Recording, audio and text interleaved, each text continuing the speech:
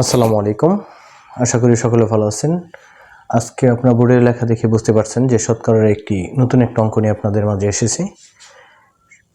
চাকরি পরীক্ষা এমন কোনো পরীক্ষা নাই যেখানে শতকরা থেকে একটা অঙ্ক না আসে, আর এই পরীক্ষা বেশ কয়েকটা পরীক্ষায় এই অঙ্কটা এসেছে। চলুন আমরা অঙ্কটা পড়ে দেখি।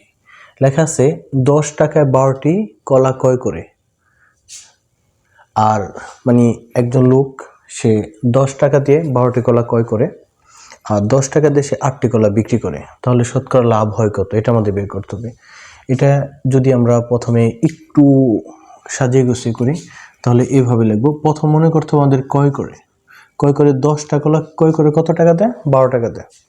আর 10টা কলা বিক্রি করে কত টাকা, 8 টাকা। তাহলে প্রতিবার একবার বিক্রি করলে 2টা কলা তার কাছে বেশি থাকে। তাহলে আমরা এইভাবে লিখতে পারি 12টি কলার ক্রয় মূল্য, 12টি কলার ক্রয় মূল্য কত টাকা, 10 টাকা।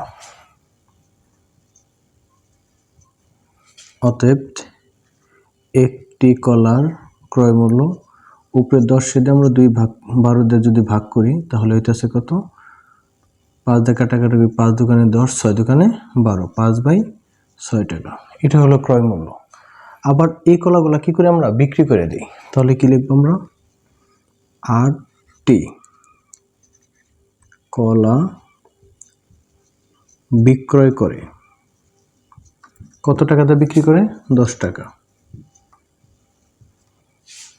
অতএব একটি কলা বিক্রয় করে 10/8 = 5/4। তাহলে 12টি কলার ক্রয় মূল্য হচ্ছে 10 টাকা আর একটি কলার ক্রয় মূল্য হচ্ছে 5/6 টাকা। 8টি কলার বিক্রয় মূল্য হচ্ছে 10 টাকা, অতএব একটি কলার বিক্রয় মূল্য হচ্ছে 4/5 টাকা। এখন আমাদের দেখতে হবে না লাভ হয়েছে না লস হয়েছে। এখন আমরা এখানে যদি ধরি লাভ, আমরা কি জানি, লাভ সমান সমান বিক্রয় মূল্য মাইনাস ক্রয় মূল্য। এখন এই কলাটা বিক্রি করছে কত, এটা কিন্তু একটা ফ্র্যাকশন। তাহলে লাভ সমান সমান বিক্রয় মূল্য মাইনাস ক্রয় মূল্য। বিক্রয় মূল্য এখানে হলো ফ্র্যাকশন, এখানে 5/4, তাহলে আমরা বিক্রয় মূল্যটা লিখবো কত, 5/4, আর ক্রয় মূল্যটা কত লিখবো, 5/6। এখন দেখেন এই দুইটার আমরা লসাগু করব। লসাগু করতে হলে এমন একটা সংখ্যা দ্বারা ভাগ করব যেন দুটোটাকে দেয়। তাহলে লসাগুটা আমরা এইভাবে করতে পারি, 4 আর 6, 2 দোকানে 4, 3 দোকানে 6, তাহলে 3 দোকানে 6, 6 দোকানে 12, অর্থাৎ এই দুইটার লসাগু কত হয়, 12। হওয়ার পরে আমাদের কাজ হবে এটা দিয়ে এটাকে ভাগ করা, যে ফল হবে উপরের সাথে গুণ করা। যদি আমরা ফর্মালি মেনটেন করে বলি তাহলে এটাকে এই হর দিয়ে হরকে ভাগ করা, যা ফল হবে লবের সাথে গুণ করা।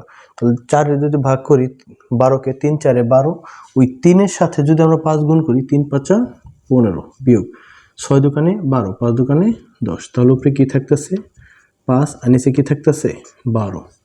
এটা হচ্ছে আমাদের লাভ হয়। যদি বলতো কত টাকা লাভ হয়, অঙ্কটা শেষ হয়ে যেত। কিন্তু আপনার উপরে খেয়াল করেন এখানে বলছে শতকরা কত টাকা লাভ হয়, তার মানে শতকরা লাভ বা লস বের করতে হবে। তাহলে আমরা কি লিখতে পারি, শতকরা লাভ হয়, করা লাভ হয়।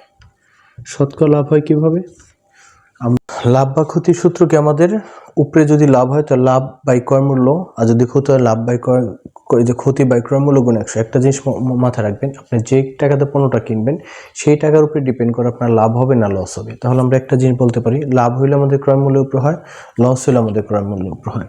তাহলে এখানে লাভ যদি হয় তাহলে উপরে থাকতেছে হচ্ছে 5/12, আর নিচে কি থাকতেছে ক্রয় মূল্য কত, 5/6 গুণ হচ্ছে 100। দেখেন একটু খেয়াল করেন, এখানে দুইটা ভগ্নাংশ আছে, কখনো দুইটা ভগ্নাংশ রাখা যায় না, এটাকে আমরা একটা ভগ্নাংশ বানাবো। 5/12 গুণ উপরে যাবে 6, নিচে আসবে 5, আর এখানে কত 100। 6 দোকানে 12, 5 5 কেটে দিলাম, 2টা কাটলাম, তাহলে 50। উত্তর কত, 50। এখানে উত্তরটাও লিখবো কি আমরা 50%।